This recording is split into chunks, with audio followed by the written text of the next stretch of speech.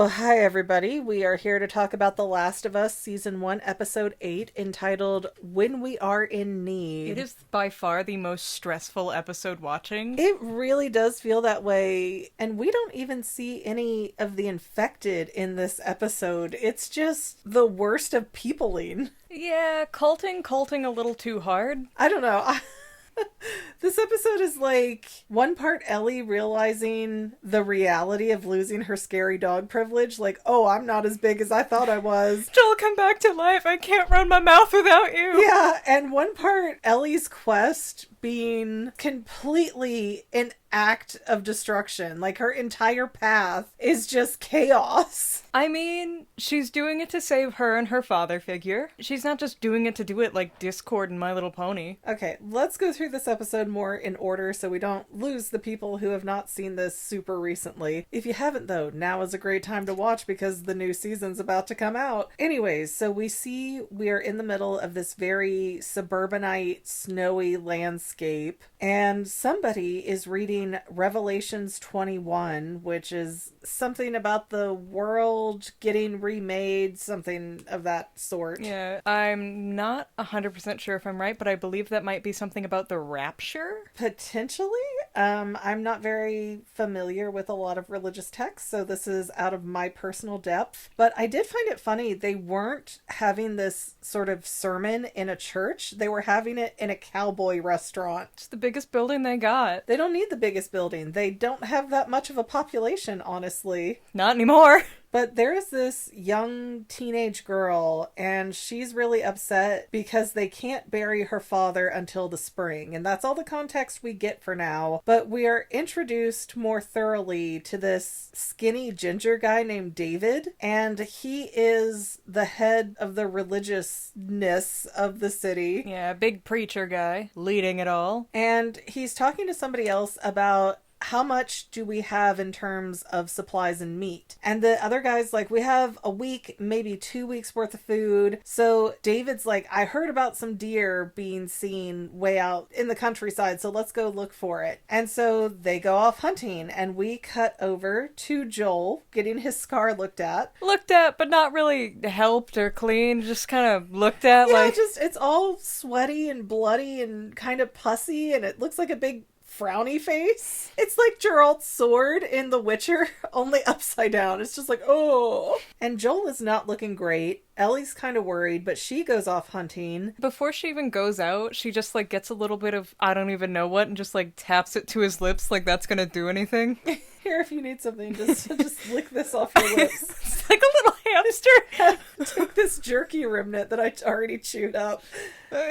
Spit it in your mouth like a mama bird. But Ellie ends up shooting this deer, and she hits it, and the deer kind of goes down, but then it limps away, and it's like, I gotta track it down now. Which isn't hard because if you've ever known a deer to get shot, they're gonna bleed everywhere, so it's an easy trail to follow in the snow. They're quite big, quite a lot of blood. But by the time Ellie finds her deer, the other two men, David and his, I don't know, follower. Disciple? I didn't catch his name, maybe James. There was a James in there somewhere, but I couldn't tell them apart. They're all skinny white guys. With beards. With scraggly beards. Unclean. But Ellie holds them up and gets them to drop their rifles because they're over there going like, yeah, let's just take this deer and run before the shooter gets to it. And so David starts trying to negotiate, and I think it's because Ellie's so young that he immediately feels like a lack of a threat there. So where Ellie's like, I will blow you away, get out of here, the guy goes, well, hold on, just give me 10 seconds, which you wouldn't do if Joel was there. Like, yeah. I feel like if Joel was there, this guy would not have tested that boundary at all. I mean, it's probably the same thing that we've been seeing throughout the show, that all of the little areas, they want Ellie because Ellie is a very healthy child who knows how to shoot real good.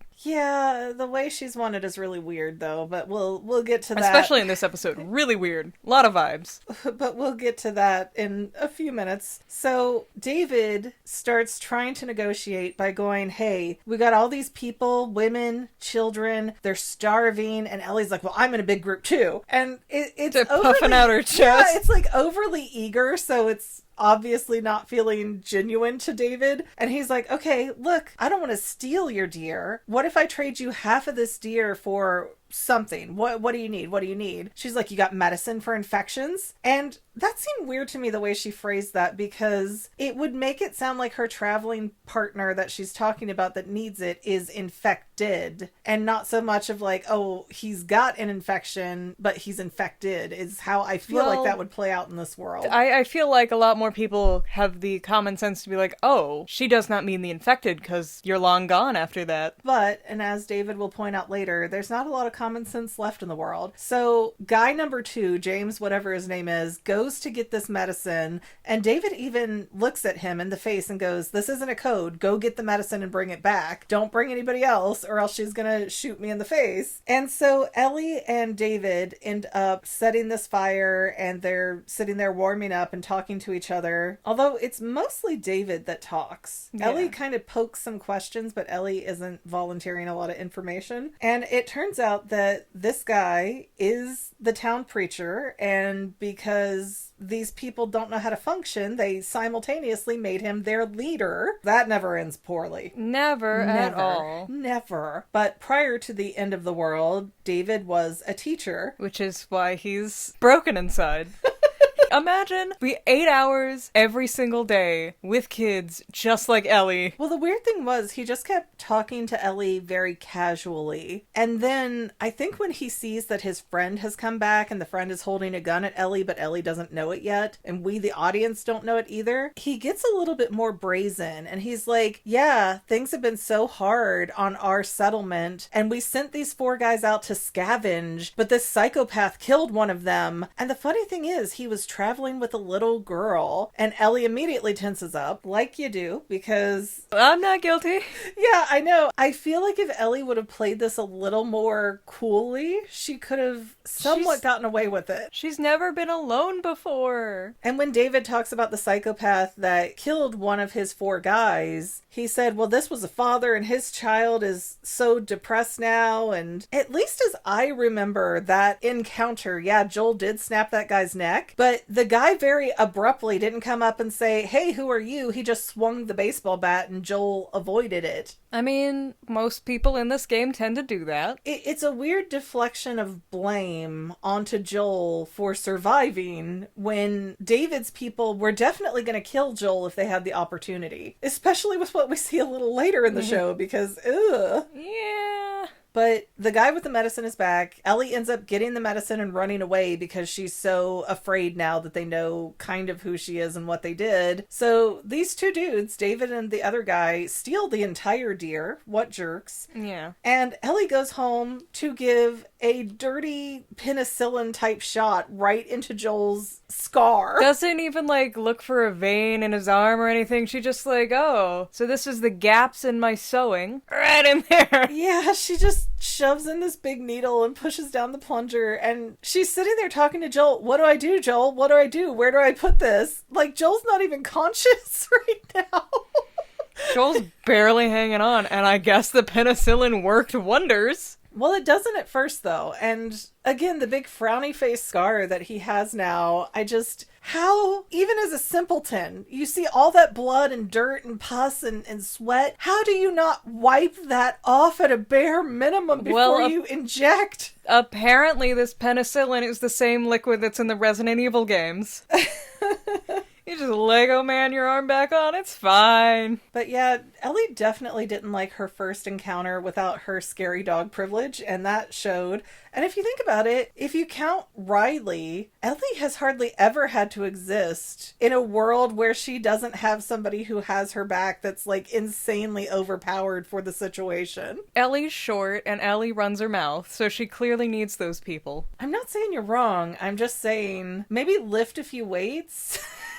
If you're gonna be a problem person. No. She does the bratty domestic animal thing where she rubs up on you and she's like, hey, we can be friends. Anyway, I started a fight with this guy. And then we cut back over to the cowboy restaurant, and these random people are in the kitchen cooking, and this really raw, bloody meat gets put up on this tray. It's all cubed up. And the lady's like, what is this? And the guy just goes, venison. So I thought, oh, that's Ellie's deer that they've chopped up already. But no, 5 seconds later, David and the other guy come in the front door dragging the deer carcass with them. And this is where I called it. It's where I absolutely called it. It is 100% that girl's dad. Oh, I didn't even think about that specific. Oh, I don't think Joel killed that guy. I mean, Joel kills a lot of guys, but like not that one. No, not this time. He snapped his neck on screen though. In the game? No. Here? In front of us. When? In the last episode. No. Well, what? I'm sorry, 2 episodes ago now. Yeah. Because the last episode was a flashback and it always throws everything off, and I hate when shows do that. No, but in the last episode it was the guys with the bats. Yeah, 2 episodes ago, like, he killed one of the guys with the bat, but then the other 3 came charging over, so Joel took off. Oh, I thought this was much farther than it is, apparently. You know, I watched your brother play this game probably a dozen times or more, and I always blank out on the plot of the winter segment. So I kind of remember certain things about this part of the game, like the big fire scene, but a lot of the context and the nuance has been totally lost, and most of the plot, I did not remember them being cannibals in the game, but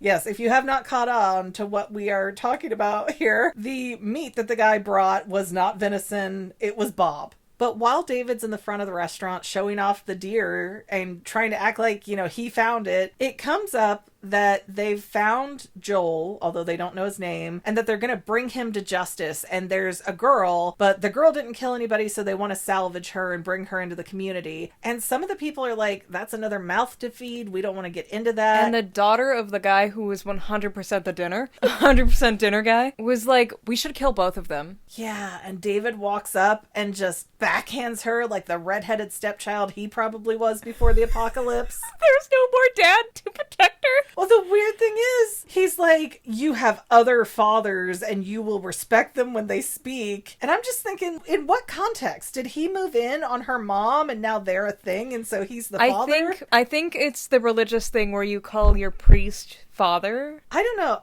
I almost had the vibe, which again, it played into later parts of the episode, that David was more like, I may not be your father, but you can call me daddy. Yeah, he gets very pedo-y. I got that vibe with this girl that's part of his group too. Like, it made me very uncomfortable, even before he smacked her. Like, the explanation for the smack made me more uncomfortable than the smack. Yeah, he smacked her down and then he, like, offered his hand to pick her back up. That is actually a really interesting little moment of nuance in the show, because it's a very toxic, narcissistic type of thing to do, to cut you and then to heal you, so that you always feel confused and somewhat codependent with this person, because you don't know what reality is. Oh, well, he hit me and he helped me, and your brain can't handle that duality, so the cognitive dissonance just makes you go, I guess he loves me because he helped me at the end. How much you want to bet none of those girls are still pure? We really don't see any other than the one that he smacks, so it's odd how quickly he gets his eyes on Ellie and just very borderline obsesses over getting Ellie. And so David says, hey, let's gather up some guys.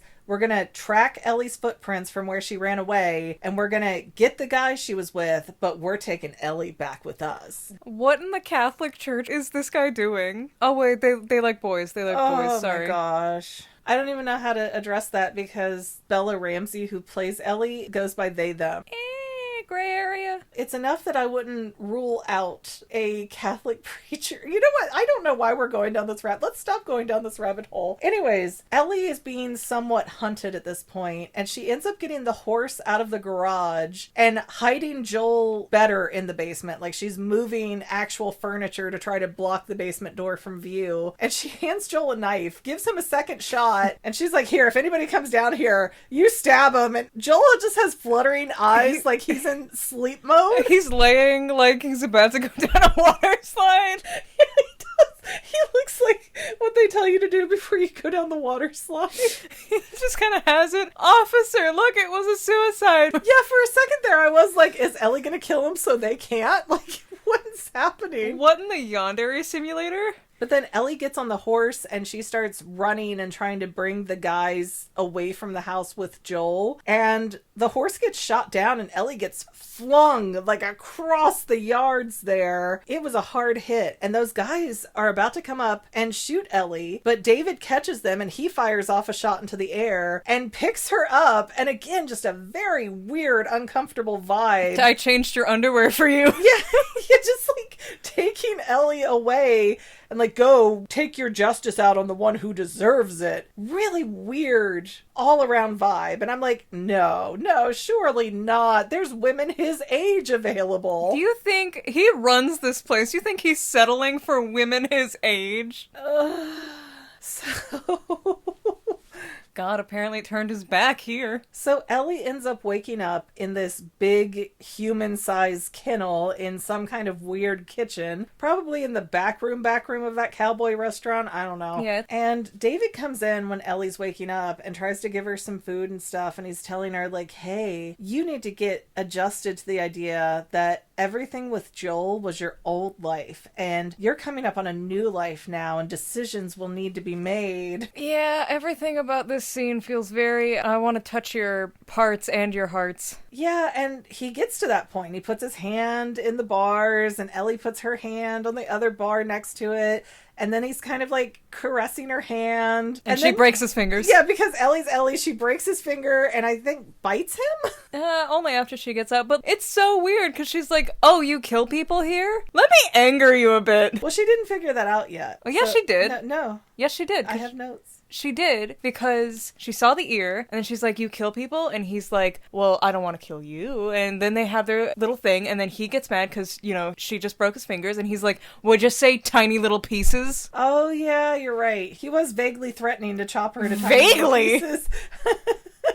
I mean, he didn't directly say it, okay? Let's say that. He just alluded to it. See this dissection board? That's gonna be you. But I'm not saying anything. Prime choice cuts right here under the ribs. Like, yeah. Anyways, we cut back over to Joel, who goes into full Taken mode. Like, of all the daughters to steal, his surrogate daughter was not the one. Surrogate? Oh, I get the joke now. Hey, never mind. But Joel basically massacres... Like, he has been trained to do this. Well, he has, kinda. But Joel just goes through and massacres these other, 3 to 5 guys that are hunting him down after David left. And he tears them apart, ripping out kneecaps, like, torture stuff. Yeah. Took a lead pipe, beat one of their heads in. Oh my gosh. You don't mess around with Joel. You don't mess around. He should become a ballerina. Yeah, if you get the joke, you get it. I don't know what was in that second shot of presumably penicillin that made him spring to life, or if this was just, hey, I gotta outrun the bear, so my survival instincts are kicking in. I'm getting that second wind type of a thing. But Joel just cleared the streets of these men. There are orphans today because of him. Well, I mean, not just because of him. That whole little town just got 5 more meals. Wow. If they can find the bodies. And that is true, because it does seem like David had a few people that helped him cut up other people, but the gin pop had no idea this was going on. They thought they were eating different types of animals. I don't know what's wrong with my notes, though, because after I wrote down Killer Joel, I wrote down Ellie sees an ear in the kitchen on the floor. Yeah, I don't know why you did that. I don't know why it got out of order then, and my head is just kookadooks, but Ellie's all freaked out by this ear, and David's just like, I have a violent heart, and I like to hurt things before the end of the world. But then I realized the cordyceps knew what they were talking about, because they just do what it takes to survive. A really weird, unhinged speech. Yeah, all of this was before she broke his fingers. Was it? Did I really get that out of order? Yeah, because after he comes back the second time, he's trying to chop her with this other guy. Maybe there's like a third visit in here that I just missed, and I wrote this. I don't know how I wrote this down wrong, because I write the notes while I'm watching the episode. But David said something that I thought was so interesting, and that was he feels like a shepherd surrounded by sheep, and he wants an equal. And yeah, that's where he starts kind of macking on Ellie and being like, yeah, baby, you and I'll tell them to leave Joel alone, and they'll listen to me, and then they'll listen to us when we're a thing. And I swear, yeah, I even wrote down snap. That's where she broke his fingers. Yeah, I can legalize our marriage.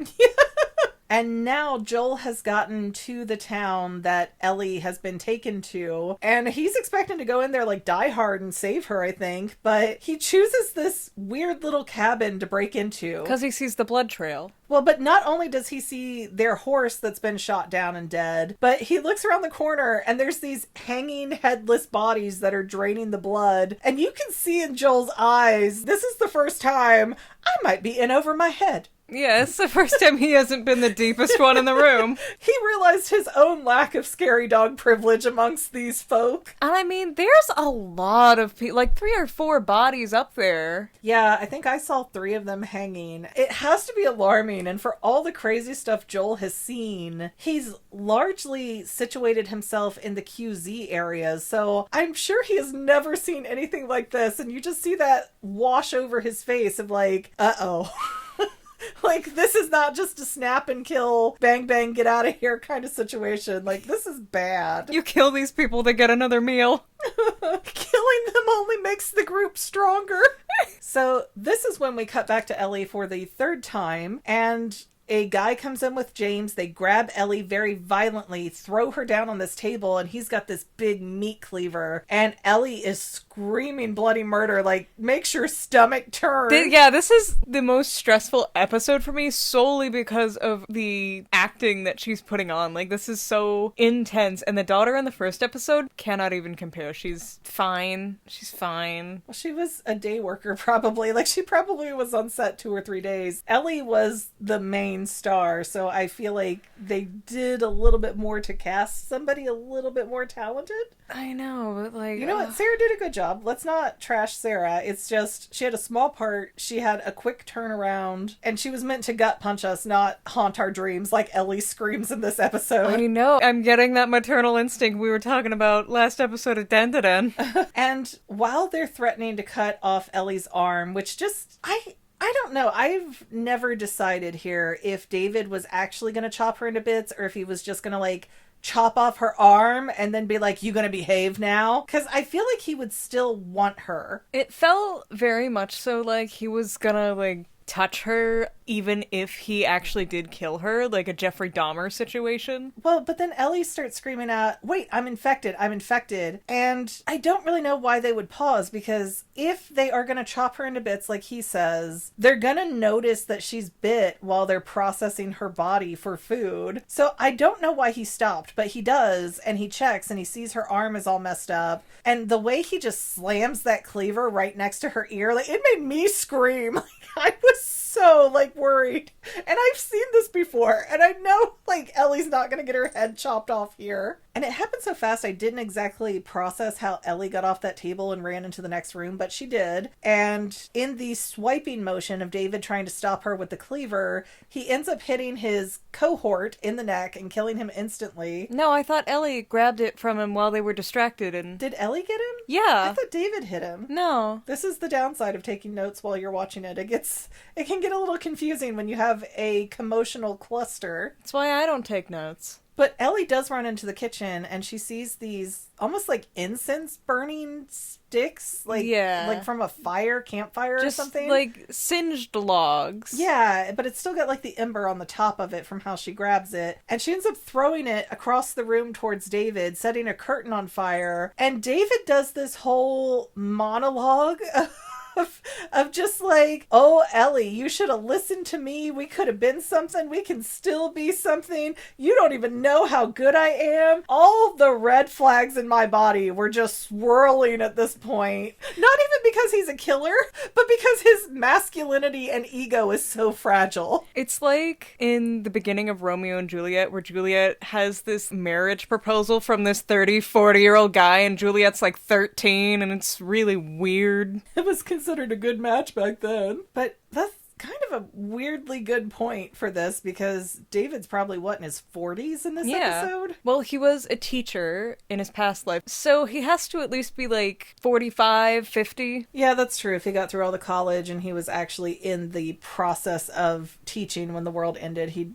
probably be closer to 50. So that's a good point, but it's even more creepy because the age gap is bigger, and for people who want to argue, well, love is love. Yeah, it's not what that means. David was trying to groom Ellie from the minute he saw her, and there are multiple instances where you can notice that. Love is so much love when he threatens to chop you up into little pieces. Yeah, oh, I want you to be my equal. Like, dude, you don't even know me. Second of all, we have totally different life experiences. You have 30-something years on this kid. It's an imbalance in power, and when there is an imbalance in the power dynamic, it is often a controlling, manipulative, dangerous relationship for the person without the power. It creates codependency in the best of situations. And in the worst, you have this grossness with this dude here. Come on, child bride. Yeah, it's basically like the road to Oregon. It's like, I need me that child bride. But David has such a fragile ego. It's insane to me. And he eventually gets a hold of Ellie because Ellie tries to stab him and run through like a ninja, and she's not as good as she thinks she is. Yeah, aim higher. Aim higher. The kidneys is not gonna kill as fast as you need it to. But David gets a hold of Ellie and has her pinned down. They don't distinctly show it, but it looked like he was trying to undo his pants. It feels very much so like he was about to Dahmer her. Yeah, but Ellie finds a knife under the table and kills David, and she gets out of this burning building. This building's been burning the entire time, and David has no sense of urgency to get out of it, which seems weird. We don't see anybody else in the community come out to deal with this fire. Also seems weird. And after Ellie has her stab-a-thon on David's body... Which is fair. It's fair. I mean, pent-up screaming rage, like, oh, it hurts to watch. Artemis has blessed her. Maybe, but Ellie gets outside of the burning building, like you are supposed to do, and she's grabbed and just starts screaming, and that's when you feel the PTSD in her body and that this is going to be a permanent item of damage in her soul. But it's Joel that has her, so that's good, and he has to kind of turn her around and be like, look, it's me, it's me, it's me. And they have this, sweet little hug, and they wander off into the snow as the scene fades out. But again, we see nobody from this community coming to deal with the fire. We know that they're a vengeful people, but I guess we also know that they're kind of a dumb sheeple group of people without David leading them, so... Now they just die. I'm pretty confident these people are not coming back up in the story ever again in part 1 or 2 of The Last of Us, but I just feel like, how is nobody even coming to, deal with this fire? Everybody's just ignoring the situation. Who needs to deal with the fire? It's not like it's gonna spread there in the snow. Plus, think about this. All the people that Joel killed, rightfully so, but between Joel and Ellie, they have killed every possible hunter in that community. These people don't have backup food. They're about to find a shack full of bodies. I think we're going to have a moment of a mass suicide thing of people not being able to live with the fact that they're cannibals. What in the Until Dawn? Or just the opposite, even if they're cool with it, like, okay, let's eat Bob and Steve and Billy. They're gonna run out of food still, unless they are violently killing each other and sacrificing each other.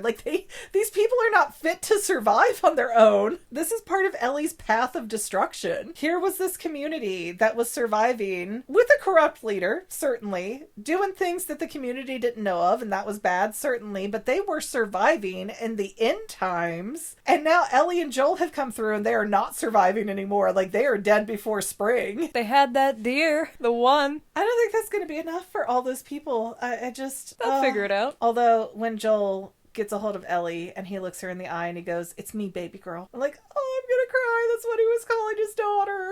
Is it? Yeah. Oh. I think several times in that first episode, it's like, okay, baby girl. Feels weird because baby girl is so sexualized now. Well, after the stuff with David, yeah, it does feel a little extra, but maybe that's meant to help the audience feel kind of better that, yeah, not all men are evil, not all men are perverts, not all men are after little girls. Just that one, just the religious ones. Just that redheaded religious nutjob guy, yeah, just David. Ugh, David. There's never a good David. Never one. You know the books David Stop? Yeah, even from childhood on, it's always a David. Never a good one. Anyways, do you have any final thoughts over this episode? By far, most impactful one. By far. It definitely resonates. Yeah. It's the most impactful. I was about to compare it to Bill and Frank, but that was just the most emotional one. Oh, interesting. I was kind of hoping or thinking, and I don't know, maybe I'm getting things blurred in with the video game here, but I was hoping we get another minute to close out the Riley story and what happened between her and Ellie. Because I can see it in my head, and I don't know if I dreamt that, or if that's in the video game, or if that's in the finale. I don't know. But I remember Ellie and Riley when Riley turned. Yeah, I'm assuming it's not gonna be a fun, happy time. It's not, and it's sad, but it's not the same kind of sad and stressful that this episode is. It's just over and over again. The media has taught me not to trust the religious. I don't think it is sad, but it is definitely stressful and makes you really want to protect Ellie, even if she is running her mouth the whole time. And that is true. It is interesting that this is where Ellie doesn't just accidentally have to hurt somebody. Like, she has to defend herself and keep Joel safe and basically butcher somebody by the end of it because it's that life or death. He deserved it. He was going for a lot more things than just eating her. If Joel thought Ellie was being pushed to a bad place before, like, she's over the edge broken now. Oh, he was trying to eat her in more than one way. And with that, we're going to ask you to please stop thinking that, and hopefully it's not stuck in your head forever like it will be in mine. Don't forget to like, subscribe, comment, share. All of that is free for you and really helps us out. And if you feel so inclined, we have paid channel memberships where you can access episodes early. We would appreciate you if you'd like to join. If not, totally cool. You still get the episodes during their normal release time. I'm afraid to ask. I'm not going to ask. There's nothing else for you to add after saying that. Go in the shame corner. See you next week, guys. Bye. And to any of my members here on YouTube, a huge bottom of my heart thank you for all of your help and support. If you would like to become a paid channel member, there is a link in the description below. Thanks again, guys. Love you. Well, family members, we're almost done, but I want to invite you to hang out with me in some other places. I'm on Twitter and Instagram as my own personal self, and I have a Facebook page too, but I mostly just post photos over there. And sometimes people say, "Hey, McGann, I want to mail you something. How do I do that?" Easy. Just click the About tab on my channel page, and my most current P.O. Box info will be right there. I also run another channel, The Family. It's really a hodgepodge channel where we might post anything. Oh yeah, and I also sell shirts and stickers and stuff with the Family and the Fangirl logos. If that is your cup of tea, I have a link in every description of every video. Finally, if you want to help out the Fangirl channel and make sure I'm putting out video essays for years to come, the best way you can help is by subscribing and watching more of my videos, whether they're new, old, whatever. Maybe even share one or two on social media, help spread the word. People who watch to the end of videos, like you, helps to tell the site, hey, this is a good video, we should recommend it to other people. So if you made it this far, leave me a comment of something like, hey, I made it to the end. Love ya. See you next time, family members. Bye.